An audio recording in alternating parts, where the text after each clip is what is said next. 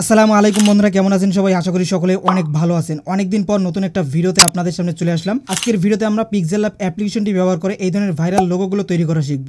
তো এগুলো তৈরি করা একদম ইজি। জাস্ট আপনারা পিক্সেল ল্যাব অ্যাপ্লিকেশনটি ওপেন করবেন। ওপেন করার পর আপনারা এখান থেকে এই 4 নম্বর অপশনে ক্লিক করবেন। এখান থেকে কালার অপশনে ক্লিক করে এখান থেকে কালারটি সিলেক্ট করবেন। আপনি যেই কালারই দিতে চান সেই কালার রাখতে পারেন। তো আমি এখান থেকে ব্ল্যাক কালারটি দিয়ে দিলাম।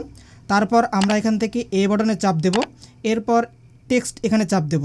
এখান থেকে আমরা এখানে লিখুন, এটাকে টেনে নিচে নিয়ে আসবো। দেন এখানে ডাবল ট্যাপ করে এটাকে ডিলিট করব। তারপর আমরা বাংলাতেও লিখতে পারি, ইংরেজিতেও লিখতে পারি। তো আমি এখানে ইংরেজিতেই লিখছি। লেখার পর ওকে বাটনে চাপ দেব। তো আমাদের টেক্সটটা চলে আসবে। এরপর এটাকে আমরা বড় ছোটো করতে পারবো। দেন আমরা চলে আসবো এই সাইডে। এদিকে আমরা একটি অপশন পেয়ে যাব ফন্ট। ফন্ট অপশনে আসার পর আপনারা যদি পিক্সেল ল্যাবের এই ভার্সনটি ইউজ করে থাকেন তাহলে ডিফল্ট এই ফন্টগুলো ফ্রিতেই পেয়ে যাবেন। তো নিচে কিন্তু ইংরেজি ফন্টও রয়েছে। তো আমরা এখানে সুন্দর একটি ফন্ট চুজ করব। তো আমি এই ফন্টটি চুজ করলাম। দেন ওকে বাটনে চাপ দেব। এরপর টেক্সটটাকে আরও একটু বড় ছোটো করতে পারি, লাইক এভাবে। তারপর আমরা কালার অপশনে চলে আসব। এখান থেকে আমরা যে কালার দিতে চাই সেটা রাখতে পারি। তো আমি এই কালারটি দিয়ে দিলাম। ওকে, রাইট। নেক্সট আমরা এখান থেকে রিলেটিভ পজিশন অপশনটি ব্যবহার করে অ্যাডজাস্ট করে নেব। তারপর আবারও টেক্সটে ক্লিক করে নতুন একটা টেক্সট নেব।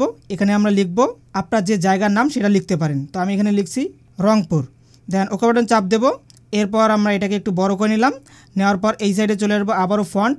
এখানেই কিন্তু আপনারা কিছু ফন্ট পেয়ে যাবেন, সিগনেচার ফন্ট যেগুলোকে বলা হয়। তো এগুলোর থেকে আপনি যে কোনো একটা ব্যবহার করতে পারেন অথবা কাস্টম ফন্ট অ্যাড করে ব্যবহার করতে পারেন।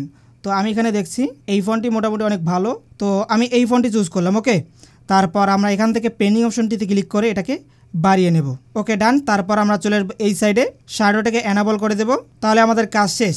এরপর আপনারা চাইলে এখান থেকে মাঝখান অপশনে ক্লিক করে শেপে ক্লিক করতে পারেন। এখান থেকে একটা সার্কেল শেপ নিতে পারেন, এভাবে বড় করে দিবেন। তারপর ফিল কালারটি ফুল মাইনাস করে দিবেন, স্টক কালারটি অ্যানাবল করে দিবেন। আর স্টকের কালারটি আপনারা হোয়াইট দিতে পারেন। তো আমি হোয়াইটে দিচ্ছি। তো দেখতেই পাচ্ছেন কতটা প্রফেশনাল একটা লোগো তৈরি হয়ে গেল। এরপর আমরা লোগোটাকে এখান থেকে সেভ করে নেব। তো বন্ধুরা, এই ছিল আজকের ভিডিও। যদি ভিডিওটি ভালো লাগে লাইক কমেন্ট করবেন, যারা এখনও চ্যানেলকে সাবস্ক্রাইব করেন অবশ্যই করে দিবেন। তো সবাই ভালো থাকবেন, সুস্থ থাকবেন। আল্লাহ হাফেজ।